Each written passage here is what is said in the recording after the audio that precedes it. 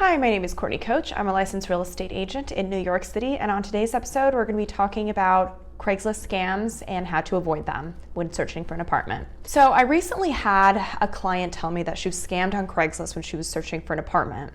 So the person that she spoke to on Craigslist posed as a real-life broker from a reputable firm.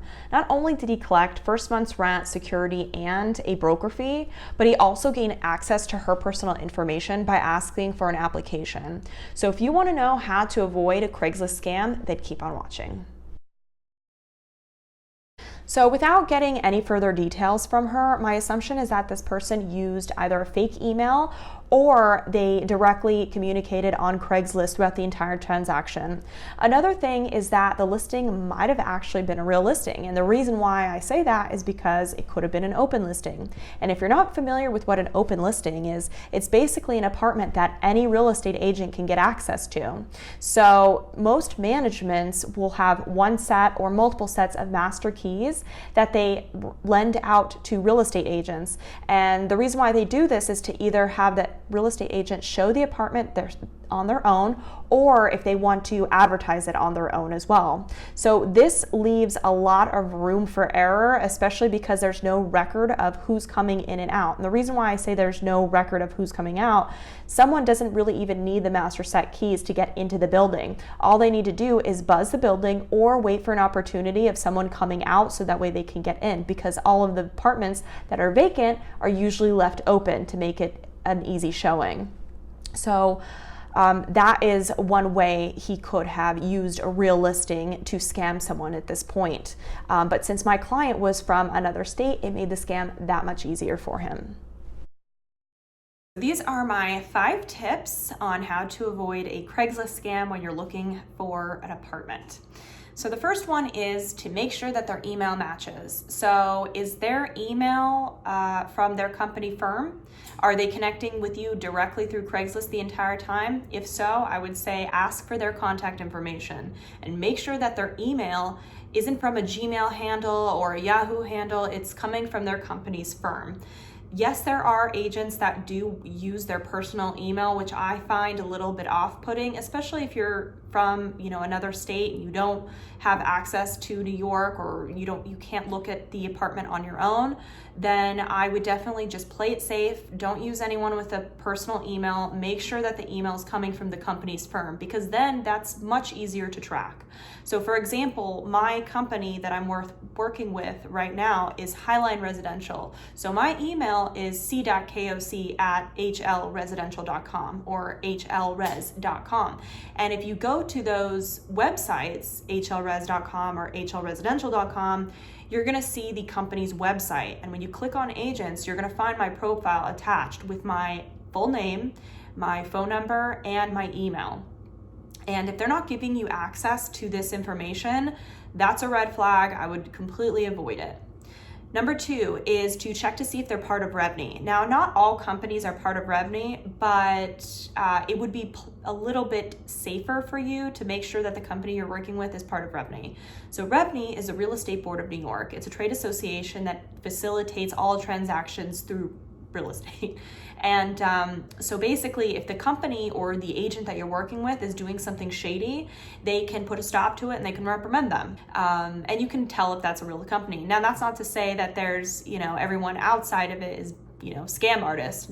By any means, I'm not saying that, because there's a lot of good companies that are not part of REBNY. The only thing is that when you're dealing with something from cross country, you're just going to have to do a little bit more digging and do a little bit more research, do your due diligence to make sure that you're not going to be scammed. The third one is to ask for a video with them in it. So have them place a video and say that they're the agent, show their face.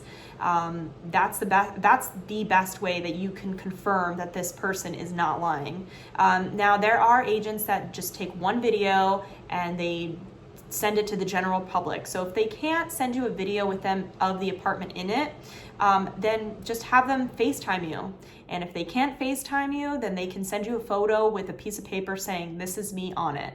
And if they don't want to show their face or they don't want to get on camera, I'd say that's a big red flag, because a real estate agent's main goal is to make sure the entire public knows who they are. They have their phone number, their email, their headshots, everything is pushed to the public. And the goal is to push it to the public as much as possible, because that's how we gain business. So if they're not doing that, that's definitely a red flag. I would cut that off. The next tip is to get help from another broker. So if you're kind of doing some research, they seem like they're legit, but you're still not sure, pick a firm off the top of your head that you know well, that's a reputable firm. Contact them and have them set you up with an agent. There's no fee to work with an agent. There's no fee to just talk to them and get advice from them. Fees aren't really paid until lease signing or when you close. So basically all this information is free. Send this listing to an agent. Say, hey, does this look real or not? They're gonna be able to tell you, yeah, this is legit, or no, this isn't legit. And if it's not, then they can send you other listings that they know are in fact real, that they can show or take videos for you. And the next one is, what papers are they making you sign? So I think this is a very, very big one. If you're about to send an application and they don't send you any forms to sign, that's a red flag. Basically, if you don't see an apartment physically, they have to make you sign a form that's called a sight unseen. So basically, this protects the landlord and the agent, really. The sight unseen basically says that you're taking the apartment as is. You're agreeing that, hey, I didn't see the apartment in whatever condition it's in, I'm just gonna take it as it is. Because you didn't get to see it physically, that if you didn't sign that form, you can actually back out of that. So that's something to take in consideration.